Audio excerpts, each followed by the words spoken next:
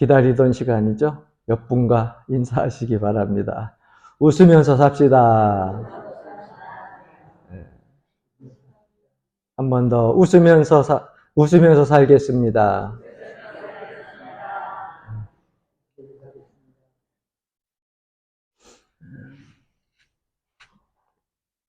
현대를 가리켜가지고 의미를 잃어버린 시대라고도 하고요. 또 어떤 지인들은 웃음을 잃어버린 시대 이렇게 얘기도 합니다. 저는 모쪼록 우리 교인들이 여러분들이 삶 속에서 다른 사람들에게 기쁨도 주고 여러분들의 삶 속에서도 웃음이 끝이지 않는 좋은 소식이 계속 이어지기를 주의 이름으로 간절히 축원합니다. 늘 인사하는 거지만은 웃는 모습은 다른 사람들을 참 흐뭇하게 하는 것 같아요. 4월 달이 되면 연회가 있어요. 연회가 있는데 연회를 가보게 되면 중앙연회 각 교회 목사님들, 장로님들이 다 모여서 회의하기 전에 인사들을 이제 합니다. 아는 분도 있고 좀 생소한 분들도 있는데 서로 만나서 이렇게 지나가면서 인사를 하다 보면 그 사람 첫인상이라고 하는 것이 때때로는 참 중요한 것 같아요. 모이신 분들이 다 알다시피 감리교 중앙연회 모임이니까 오시는 분들은 딱 정해져 있어요. 목사님, 그리고 장로님. 간혹 장로님들 연회 회원들이 모자라서 권사님들이 종종 거기에 올 때가 있는데 제가 이렇게 목사님들이나 장로님 만나 보면서 항상 느끼는 건데 인상이 좋아야 돼. 인상이 좋아야 돼요. 왜 목사님들이나 장로님들 오면은 왜 이렇게 얼굴이 다 그런 건 아니죠. 한두 분들은 처음부터 끝나는 날까지 이 미간이 가운데로 모여져 가지고 끝나는 데까지 뭐가 그렇게 진지한지, 뭐가 그렇게 얼굴이 굳어 있는데 그런 분들하고 이렇게 가면은 인사하고 얼른 제가 그 자리를 피해. 두 번 다시 마주치기 싫어서. 그런데 만나서 인사하고 웃으면서 이야기하는 분들은 회의 끝나고 나서 또 잠깐 쉬는 공간 시간에 커피 마시면서 또 대화 나누고 또 회의 끝나고 나서 식사할 때 또 그분하고 같이 앞에 앉아서 같이 식사도 하고 그런데 5만 가지 인상을 다 쓰고 있는 목사님들 앞에는 절대 안 가요. 왜? 먹다가 체할까 봐. 그래서 우리가 살면서 사람에게 늘 이렇게 웃는 얼굴을 가지고 산다는 것은 참 좋은 이미지를 심어주는 거나 마찬가지입니다. 여러분 삶 속에서 세상 사람들 말에 너무 기울이지 마세요. 가끔 그런 얘기하는 사람이 있어요. 사람이 이렇게 아무 때나 실질 이렇게 웃고 다니면 실없어 보인다고 그러고 사람들이 얕잡아 보인다고 그러는데 내가 보면은 그거 실없어 보인다고 하는 사람하고 얕잡아 보인다고 하는 사람이 정신 나간 사람이지.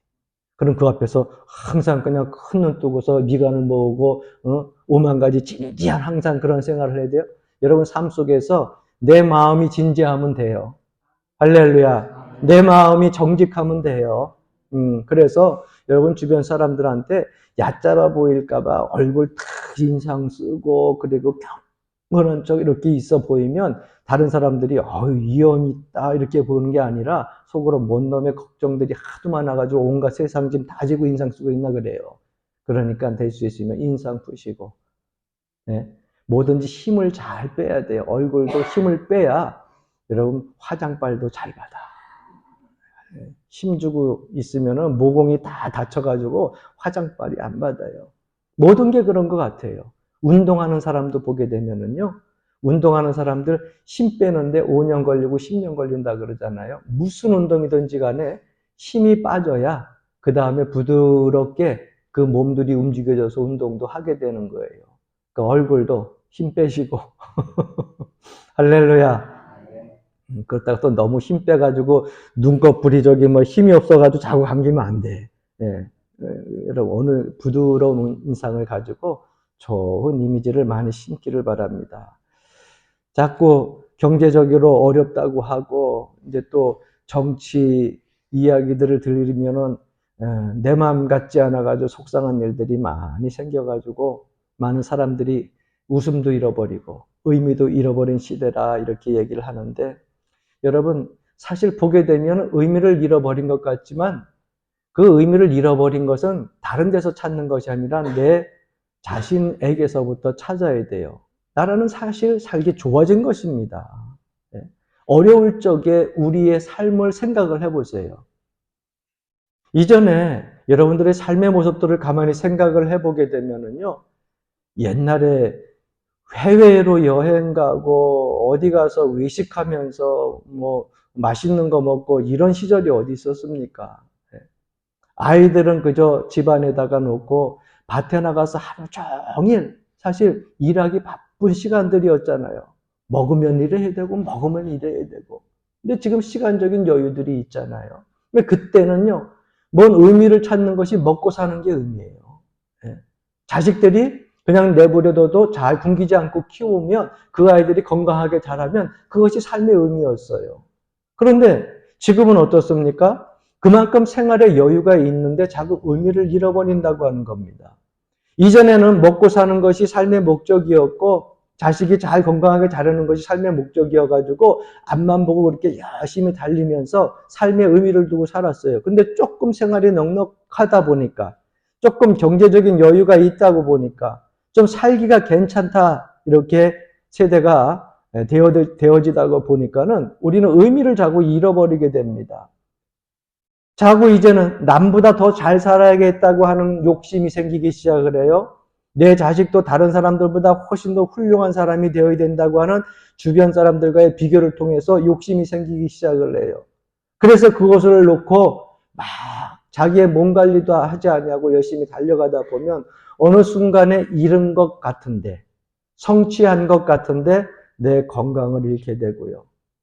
잘 될 것이라고 생각했던 교육을 그렇게 열심히 고등학년까지 시켜놨는데 그 아이들이 고등학년까지 공부는 잘했는데 어느 순간에 부모의 은혜를 잃어버리고 부모의 마음을 가장 아프게 하고 뒤돌아보지 않는 불효자식이 되어서 있게 되고, 그게 결국 의미를 가지고 찾으려고 했는데 그 의미를 다 잃어버리게 되는 겁니다. 요즘 제가 가끔 이제 SNS나 페이스북이라든가 이런 매개체들을 보고, 여러분 그것을 보면서 제가 가끔 가다가 이거에 분명히 여기에 놀아나는 사람들이 있을 건데 하는 생각을 가졌는데 아닌가 다를까요? 그리고 올해 유난히 AI라고 하는, 아시죠? AI. 이제 사실 나중에 이 로봇이라고 하는 컴퓨터에 대해서 여러분들이 알게 되면 이 AI라고 하는 것들 때문에 많은 사람들이 관심을 가져요. 그래서 유튜브도 그렇고요, 페이스북에도 그렇고요, 보면은 AI 해가지고서 투자자들을 많이 모아요. 그러니까 광고가 뭐 하나 설교 한번 듣고 나면 그 광고 뜨고, 어떤 또 뭐 영상 하나 보고 나면 그 광고 뜨고 계속 뜹니다. 그런 영상이 뜨는데 거기에 영상이 나오는 광고가 어떤 영상인 줄 아세요? AI가 컴퓨터로 다 분석을 해가지고 주식하는 사람들, 투자하는 사람들 단돈 10만 원만 가지고 있으면 뭐 한 달이면은 800만 원 됩니다. 석 달이면은 1000만 원이 됩니다. 몇 달이면은 2억이 됩니다. 이런 광고예요. 그래가지고서 막 인터뷰를 하면서 AI 컴퓨터가 다 해가지고서 오를 거 내릴 거 다 해가지고 확인을 해준다고. 제가 그래서 그것을 이렇게 보다가 컴퓨터가 사람보다 똑똑할 수도 있겠죠. 잘 분석할 수도 있겠죠. 그런데 저기에 걸려드는 사람들이 적지 않겠다라는 생각을 가지고 있었거든요. 오늘 아침 뉴스에 나와 보니까 터졌어요, 결국은. 그 AI에 주식 투자하는 사람들이 10만 원 갖고서 몇백만 원, 몇천만 원 버으려고 투자했던 사람들이 싸그리 다 날렸어요. 왜 세상 사람들도 그런 말 하면서, 제가 오늘 설교 준비하고서 그 뉴스를 보다가 설교 준비하다가 갑자기 속에서 우라통이 좀 일어나가지고 잠깐 덮어놓고서 그 사무실을 돌돌돌돌돌돌돌 이렇게 좁은 그 사무실을 돌아다니면서 아유 참 어리도 석지 왜 이렇게 어리석을까? 참 사람이 똑똑한 것 같으면서도 어떨 때 보면 참 무지해. 왜 삶의 의미를 자꾸 돈에다 두고서 세상 사람들이 자기네 입으로 얘기하면서 꼭 저기에 빠져가지고 결국은 그렇게 눈물 콧물을 다 짜는데 그러고 나서도 또 그러거든요. 세상 사람들이 흔히 그러잖아요. 여러분들 혹시 모르는 분들이 있을까봐 한번 같이 따라해 봅시다. 세상에 공짜는 내가 얘기 안 해도 알잖아요. 제가 그래서 사무실을 이렇게 돌면서 세상에 공짜는 없다. 공짜는 없다. 그렇게 본인들이 얘기를 하면서 아니 10만 원 갖고서 1000만 원 1억 버을 것 같았으면 벌써 다 부자 됐지요. 네? 그런데 요즘 그런 매개체 때문에 속는 사람들이 너무 많아요. 그런데 그거를 자꾸 보다 보면 혹해서 다 될 것 같아. 밑에 보게 되면 리뷰가 달리잖아요. 뭐 나는 3달 전에 뭐 10만 원을 투자를 했는데 정말 보니까는 3달 만에 뭐 800만 원, 1000만 원이 입금이 됐습니다. 너무너무 이걸 알게 돼서 고맙습니다. 뭐 하면서 막 되니까 진짜인 줄 알고. 사랑하는 성도 여러분, 속지 마세요. 속지 마세요. 성경에서 진리를 말씀하고 있잖아요. 심는 대로 거둔다. 그러니까 사람이 자꾸 의미를 잃어버리고 웃음을 잃어버리는 세대가 되는 것은요, 과한 욕심을 자꾸 부리는 거예요. 저는 오늘도 하나님 앞에 찬송하면서 또 이전에 우리가 저 컨테이너 박스에서 예배드리던 그 장면이 갑자기 막 생각이 나가지고 마음이 울컥했어요. 제가 여러분 찬양하라, 경배하라, 찬송을 부를 때마다 여러분들 저는 이렇게 볼 때마다 너무 그때그때 종종 떠올라요. 너무너무 감사한 거예요. 어떨 때는 진짜 가슴으로 막 눈물이 나기도 하고 너무 감사한 거예요. 우리 삶 속에서 감사한 조건을 찾고서 그 안에서 더욱더 하나님 앞에 감사할 수 있는 그런 조건 속에서 경배하고 찬송하고 그리고 만족하면서 살아가야 되는데 자꾸 욕심을 부리게 되는 거예요. 그러면 어느 순간에 그 욕심이 이루어지지 않게 되면 웃음이 사라지는 거죠.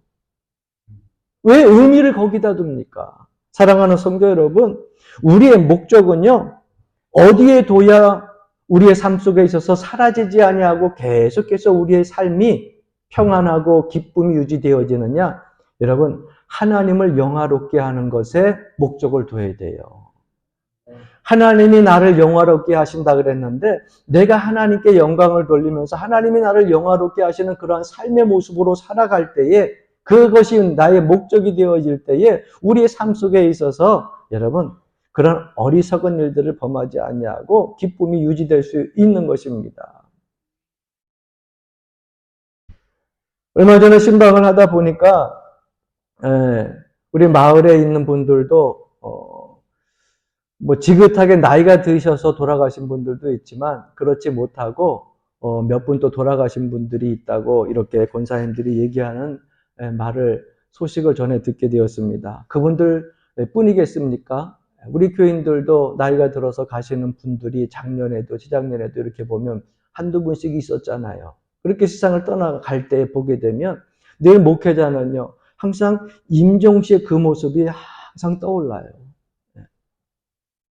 예수를 잘 믿고 구원받은 사람들이 기쁨과 그리고 웃음 속에서 주님이 영접하며 믿음으로 가는 사람이 있는가 하면 교회를 그렇게 다니면서도 믿음 생활 한 것 같았는데 임종시에 그들의 삶 속에서 웃음을 찾아볼 수 없고 두려움으로 죽음을 맞이하는 그 사람들의 모습을 보게 되면 얼마나 안타까운 줄을 모릅니다. 그러니 세상에서 예수 믿지 아니하고 살다가 그러다가 임종을 맞이할 때 그 죽음에 대한 두려움은 얼마나 크겠어요. 저는 여러분들이 살아있을 때에 하나님과의 만남을 계속해서 이 예배를 통해서 가질 수 있기를 바랍니다. 그래서 예배는요, 우리의 삶 속에 있어서 확신을 가져다 주고요.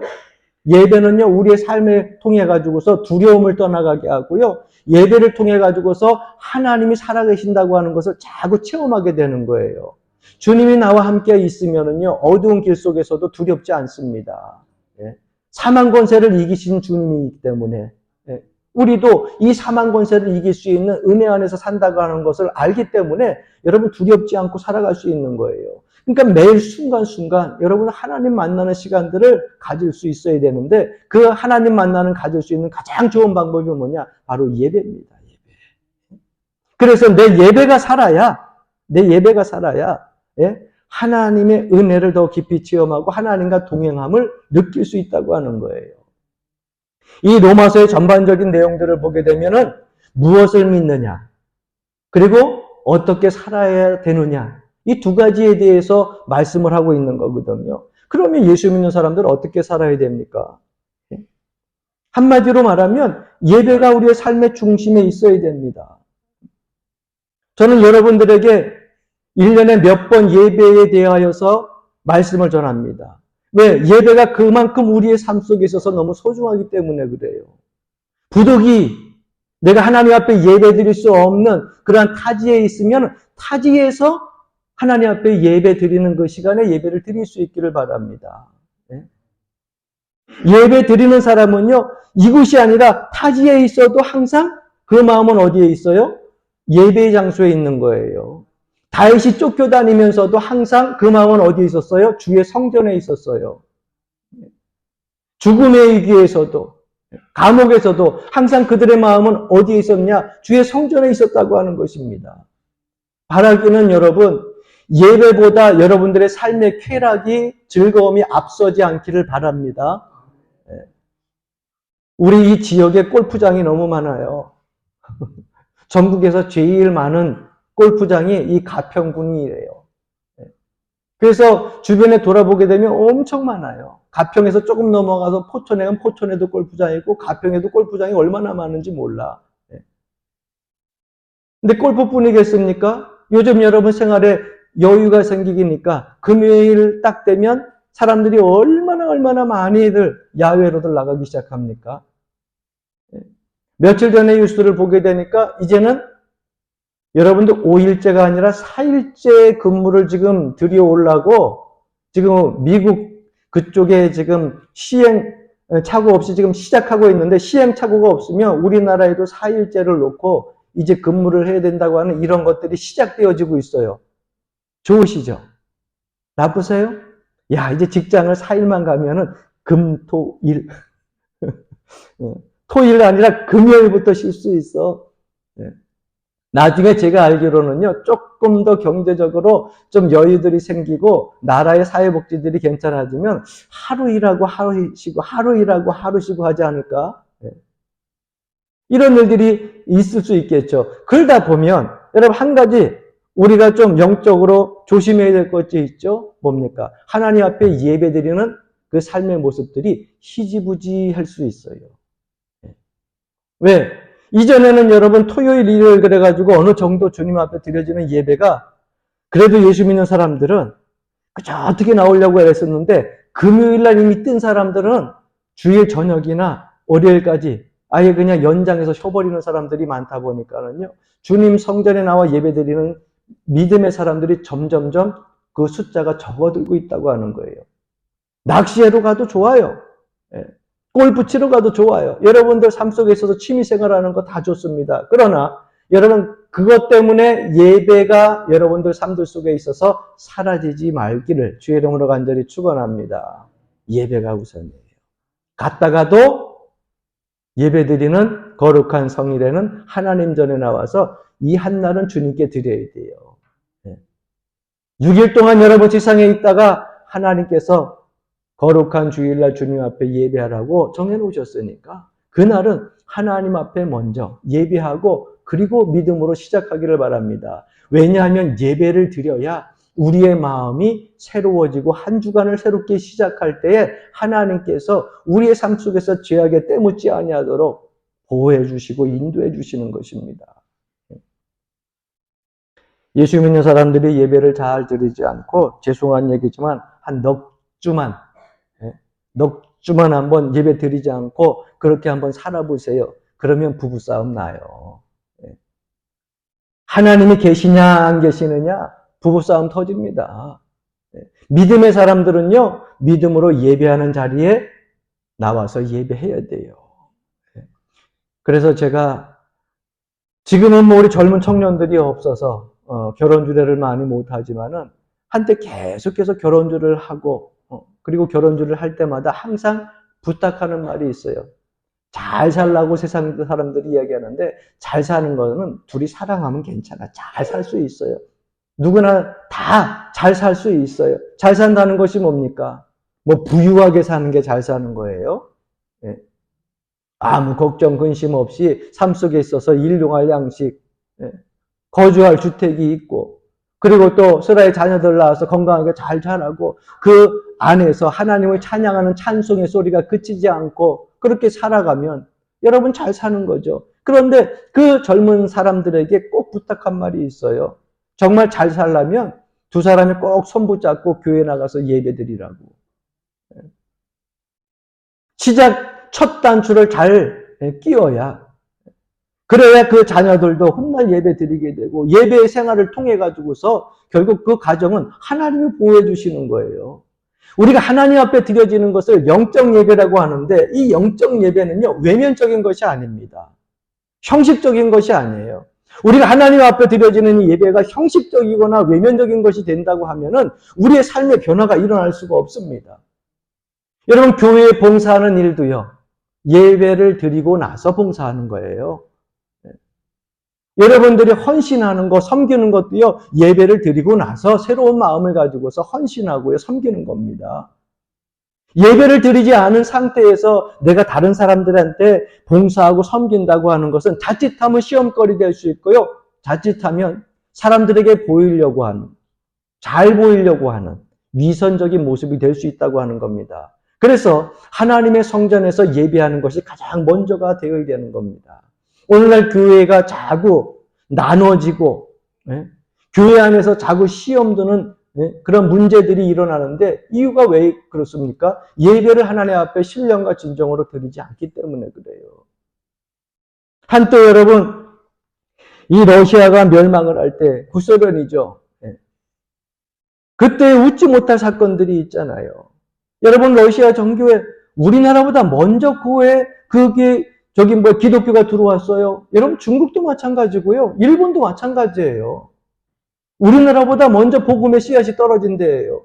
그런데 지금 전 세계적으로 가만히 보게 되면은요. 기독교 선교적인 활동이 가장 왕성하고요. 뜨겁게 기도하는 교회, 여러분이 한국 교회가 제1순위예요. 이 자그마한 나라가 세계의 이상을 높이는 나라가 되어진 것은 하나님의 축복인 줄로 믿습니다. 기도하는 사람들이 있기 때문에요. 예배하는 예배자들이 있기 때문에 이런 축복을 받았다고 하는 것을 의심할 여지가 없어요. 여지가 없어요. 어떻게 5천만 밖에 되지 않는 이 나라의 민족이요.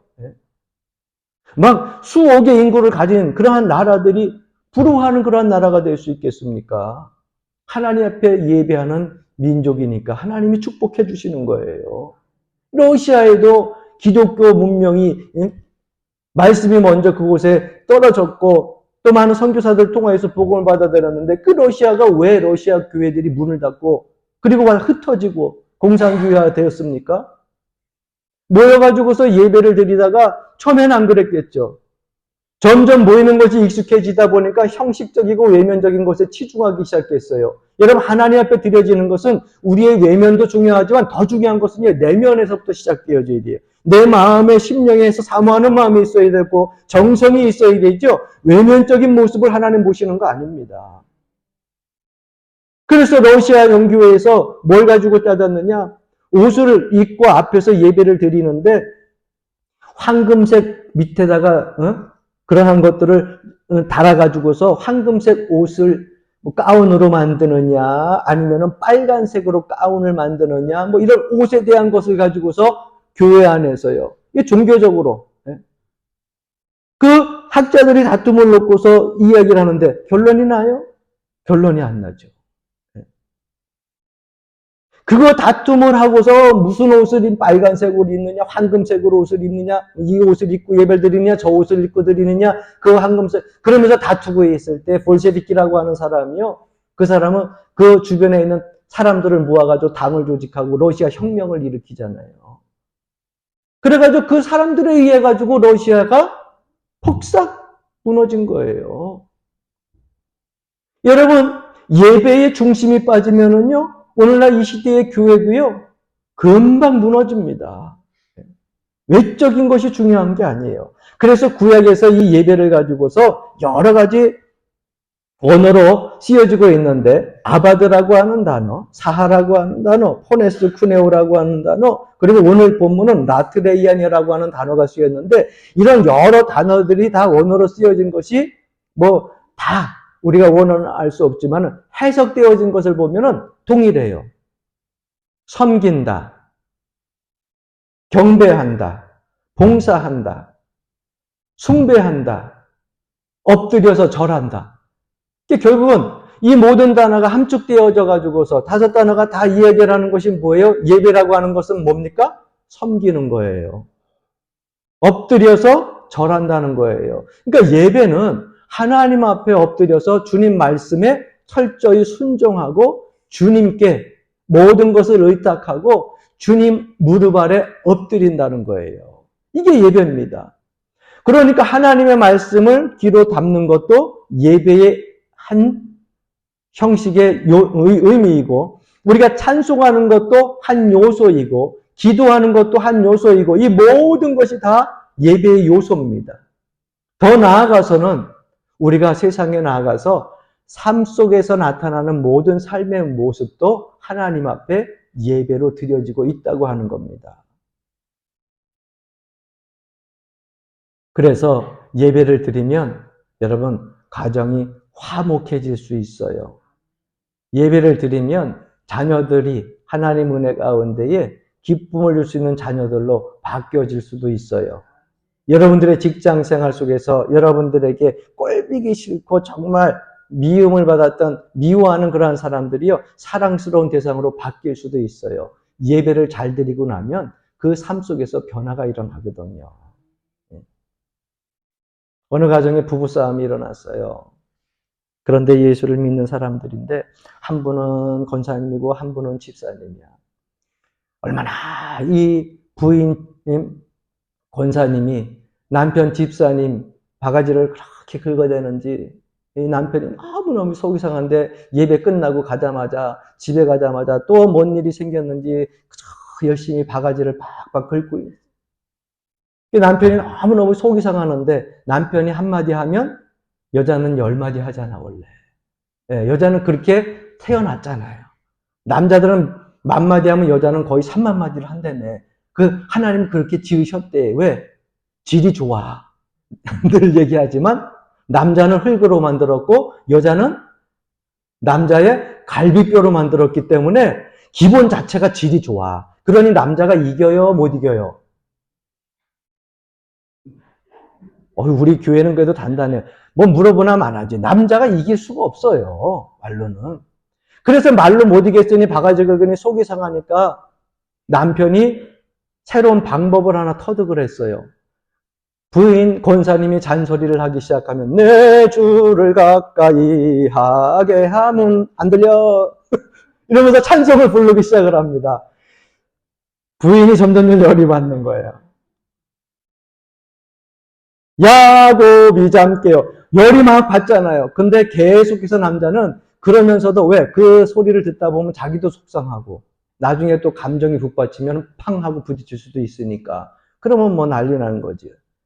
그래서 계속해서 찬송을 부릅니다. 1절부터 몇 절까지 있어요? 4절까지 있어요. 그래가지고서 1절, 2절 막 소리를 듣다가 3절 정도 딱 부르고 나면 3절 끝마침쯤 가서는 부인도 그 찬송 소리가 귀에 익을까요? 낯설까요? 늘 부르는 찬송이니까 귀에 익어. 그러다 보니까 자기도 잔소리하다가 어느 순간에 야곱이 잠깨요. 할렐루야. 그래서 4절은 함께 부르고 은혜스럽게 부부싸움이 딱 끝난다는 거야. 사랑하는 성도 여러분, 예배를 드리게 되면 우리의 마음이 새로워지거든요.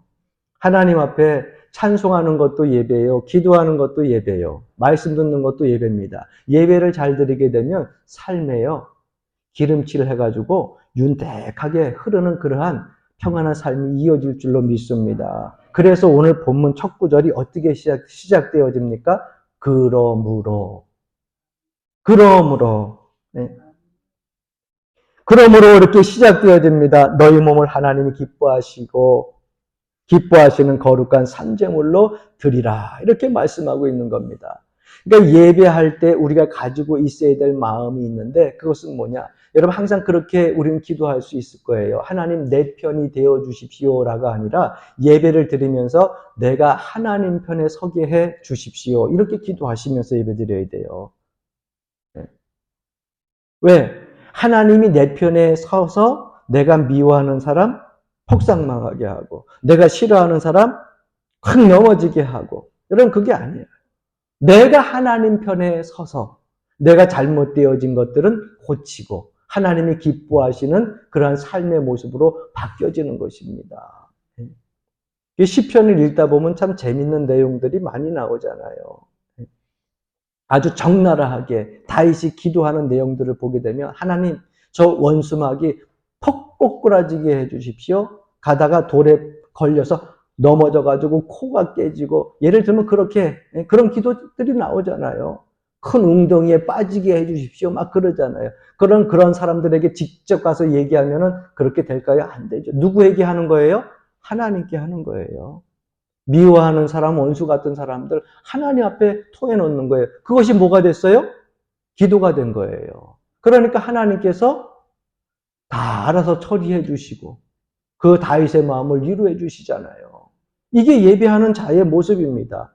그래서 구약에서는 이것을 제사라고 얘기를 하는데 이 제사에는 몇 가지 기본적인 의미가 있어요. 그 첫 번째는 뭐냐면 먼저 온전해야 됩니다. 흠이 있어서는 안 됩니다. 구약시대에 하나님 앞에 제물을 드리는 것은 흠이 있는 제물은 드리지 못했어요. 다리가 상하거나 아니면은 뭐 흠집이 났거나 뼈가 부러졌거나 이런 것은 드리지 못했어요. 온전한 것을 드렸어요. 온전한 것을 드렸다는 것은 뭐예요? 전체. 어느 한 일부분만 드리는 것이 아니라 전체를 드리는 거예요. 전체를.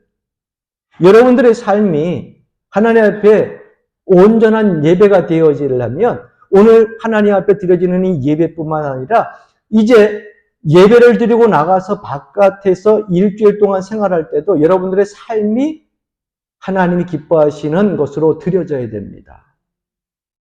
입술로도 선한 말, 위로하는 말, 소망의 말, 험담할 것은 하나님 앞에 다 험담하고 그러면 그건 기도가 되니까. 할렐루야. 그리고 얼굴에 근육 풀고 너무 항상 진지한 모습으로 있지 말고 다른 사람들이 왜 이렇게 실없이 자꾸 웃어 그래요. 하나님이 기쁨을 주셔서 그래. 그러면서 웃어 그냥 말아요. 예수 믿고 나니까 자꾸 실실 웃음이 나. 암흑의 아들 때문에 속상하잖아. 아니 그 암흑의 아들도 하나님이 책임져 주시겠지. 그러면서 웃어.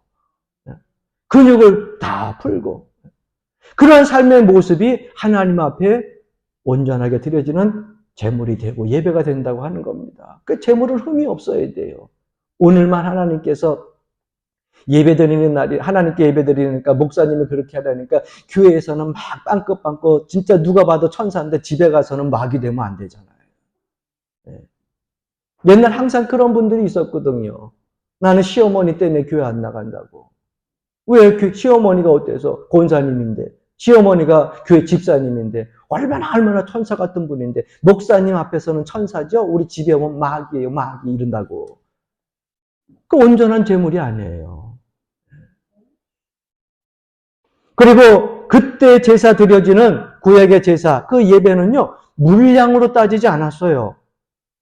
여러분 교회를 다니면서 이제 우리 교회도 이제 새신자 분들이 몇 분 계시는데 물질의 시험 들지 마세요. 없으면 안 드리면 되고요. 여러분들의 마음을 여러분 하나님이 원하시는 거지 여러분들이 가지고 있는 물질을 원하는 거 아니에요. 구약에서도 보게 되면 좀 넉넉하게 가진 사람들은 소가 있을 거고 그보다 조금 못한 사람들은 염소가 있을 거고 그보다 좀 못한 사람들은 비둘기가 있을 거고 그나마 집에 아무것도 없는 사람들은요 산비둘기 잡아가지고 하나님 앞에 제사 드렸잖아요.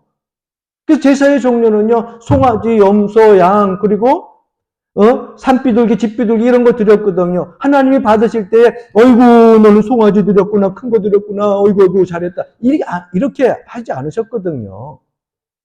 그들이 드려올 때 드려지는 그 제물은요, 그들의 정성이었어요. 마음이었어요. 하나님, 내가 세상에서 죄를 짓고 살았는데 주님 앞에 예배를 드리면서 나의 죄를 이렇게 사해 주시니 감사합니다. 내 가정 힘들고 어려운데도 버티게 하시고 이기게 하시고 견디게 하시는 그 하나님의 은혜를 믿으니 내가 너무너무 삶 속에 있어서 힘이 납니다. 그래서 하나님 앞에 감사해서 그들의 마음을 드린 거거든요. 그래서 마음으로 정성으로 가지고 와서 드려진 그 예물을 하나님께서 흠양하셨잖아요. 그러니까 하나님 앞에 예배를 드리는 것은 물량적인 것에 대해서 우리가 시험 들 필요가 없어요. 어떤 분들은 가끔 그렇게 얘기를 합니다. 과부의 두렙돈을 가지고서 이야기를 하면서 과부의 두렙돈을 드릴 때에 예수님께서 전 재산을 드렸노라. 거부라고요. 과부의 두렙돈. 여러분 그 과부의 두렙돈은요. 하루의 양식도 안 되는 자그마한 돈이에요. 그래서 그걸 받으셨는데 그러면서 어떤 분들은요. 너무너무 삶 속에 있어가지고서 삶이 풍성한데도 하나님 앞에 나와서는 인색하신 분들이 있어요. 그 인색하신 분들이 꼭 얘기를 해. 뭐라고 얘기를 합니까? 교회 갔더니 돈 내라고 한다고. 여러분 아니에요. 아니에요. 네. 물질로 인해서 시험 들지 마세요. 할렐루야. 하나님께서 원하시는 것은요. 우리의 상한 심령이에요. 그래서 내 마음의 정성을 다하여서 찬송할 때 은혜 감사해서 찬송하고요. 기도할 때 그 기도가 내 기도가 되어져서 하나님 앞에 상달되어져서 응답되어지기를 사모하고 말씀을 들을 때 이 말씀이 나에게 주어지는 생명의 능력의 말씀이 되고 어두움을 비추는 밝은 빛을 비추는 빛의 말씀이라고 그렇게 믿고 예배를 드리면 여러분 하나님께서 그 예배 흠양하시는 것을 믿으시기를 바랍니다. 그래서 구약의 모델을 유추해 보게 되면은요, 저는 아브라함의 예배, 그리고 신약에서는 마리아의 희생적인 그 예배를 나는 예배의 가장 본이 되는 예배라 이렇게 말씀드리고 싶어요. 오늘 본문 말씀합니다. 너희 몸을 하나님이 기뻐하시는 거룩한 산제물로 드리라. 이는 너희가 드릴 영적 예배니라. 산제물은요, 나의 일부분이 아닙니다. 나의 삶의 전부를 드리는 거예요. 세상에서 살면서 여러분들 우리가 이 모든 남은 생애를 보호받을 수 있는 것은 하나님 앞에 온전한 예배를 신령과 진정으로 드릴 때에 보호받을 수 있습니다. 믿으시기 바랍니다. 이 예배의 회복을 통하여서 여러분들의 가정과 여러분들의 자녀와 여러분들의 직장과 여러분들의 사업이 하나님의 보호 아래 거하고 더 나아가서는 놀라운 하늘의 신령한 것과 땅에 기름진 것으로 복을 누릴 수 있기를 주의 이름으로 간절히 축원합니다.